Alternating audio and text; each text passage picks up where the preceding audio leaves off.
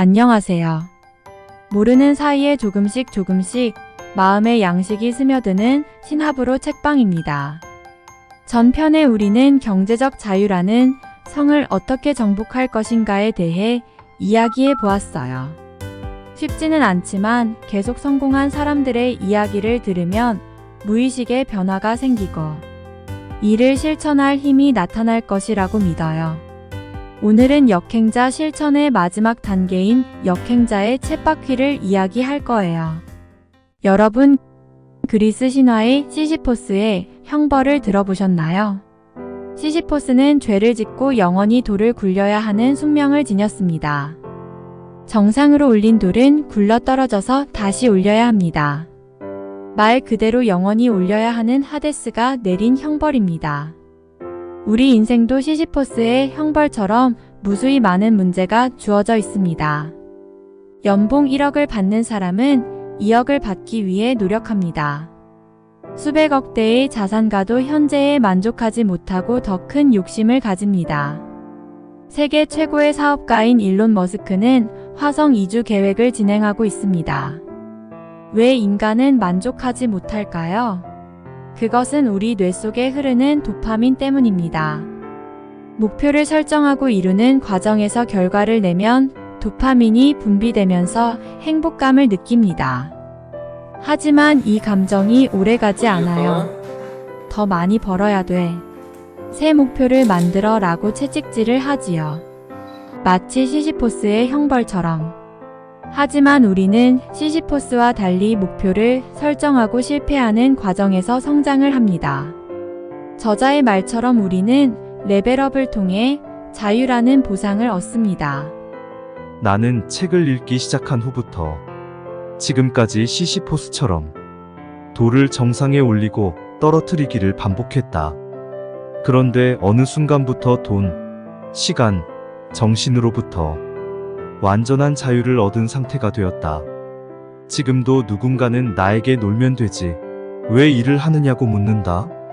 책을 쓰면서 돌을 정상에 올리는 형벌을 받지만 여유롭고 행복하다는 말밖에 나오지 않는다. 하나의 목표를 이루면 그 다음 목표를 설정하고 이뤄내라고 명령한다. 나는 역행자 7단계 모델 덕분에 목표 달성에 딱히 실패하지 않는다. 성장이 멈추지 않고 점차 더 큰 일을 성공시킨다. 우리가 시시포스처럼 불행해지는 이유는 다음과 같아요. 먼저 자의식 해체가 되지 않아서 성장에 실패합니다. 계속 제자리 걸음만 하면서 자의식, 유전자, 오작동의 순리대로 살게 됩니다. 그리고 자원이 없으면 그에 대해 압박을 받으면서 우울해집니다. 뇌는 결국 원했던 도파민을 얻지 못하여 인간에게 채찍질하게 됩니다. 그리하여 성장이 멈춘 인간은 열등감만 계속 쌓이게 됩니다. 자신이 성장할 수 없자 다른 사람을 끌어내리려 하지요.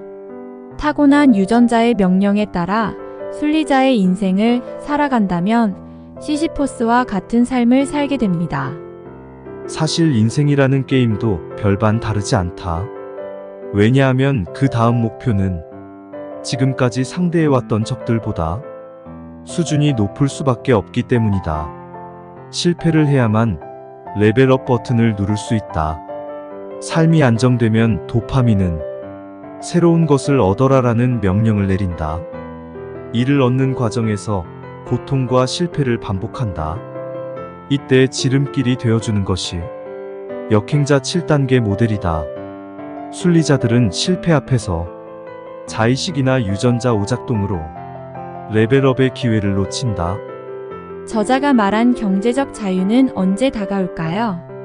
역행자 7단계를 실천하면서 실패 지점까지 도달하면 레벨 1이라는 결과를 얻어 레벨 2라는 성장을 하게 됩니다. 이것을 지속적으로 반복하면 레벨이 점차 높아지고 정신적으로 성숙해집니다. 그러면서 주변과 세상이 달라 보이기 시작합니다. 하지만 여전히 실패를 직면하고 반복합니다.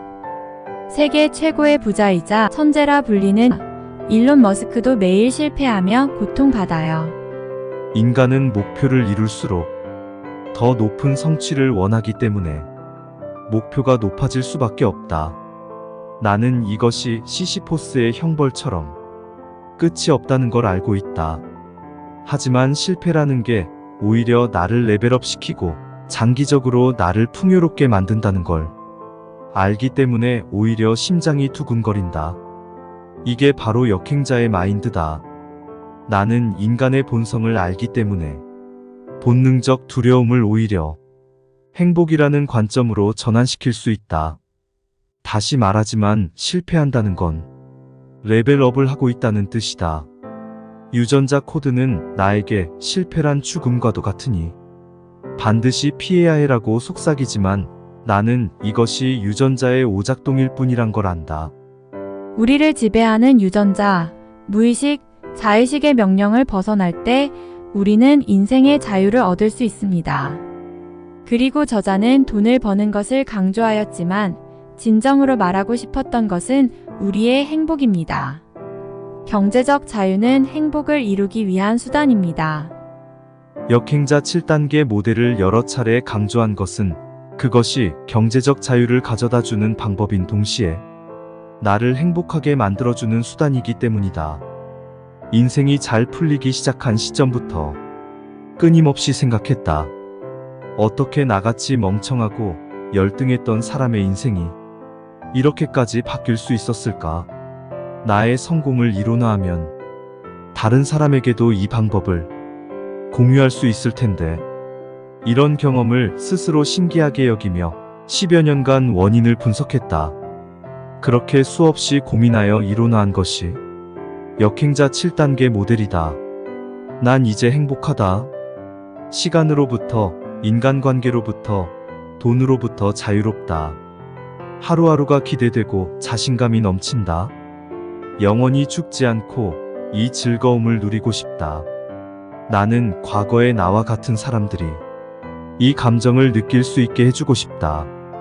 당신이 절대 넘을 수 없다고 생각하는 그 벽 사실 별거 아니야 하고 말해주고 싶다. 내 이야기는 이걸로 마친다. 언젠가 살다 보면 한 번쯤 우리가 만날지도 모르겠다. 그때 당신도 타고난 운명을 벗어나 본능을 거스르는 역행자가 되어 있길 바란다. 이상으로 역행자 7단계 모델을 전부 소개하였습니다. 여러분도 주어진 운명을 한 번이라도 벗어나고 싶다고 마음속으로 생각은 해보셨을 겁니다. 이제 실천하는 일만 남았습니다. 이 영상을 시청하신 여러분은 어제보다 더 나은 오늘이 될 거예요. 다음은 역행자 책에 대한 후기와 역행자를 실천하는 사람들의 이야기를 할까 합니다. 이 영상을 통해 여러분들의 무의식의 변화가 생기길 바라면서 이상 신압으로 책방이었습니다. 안녕.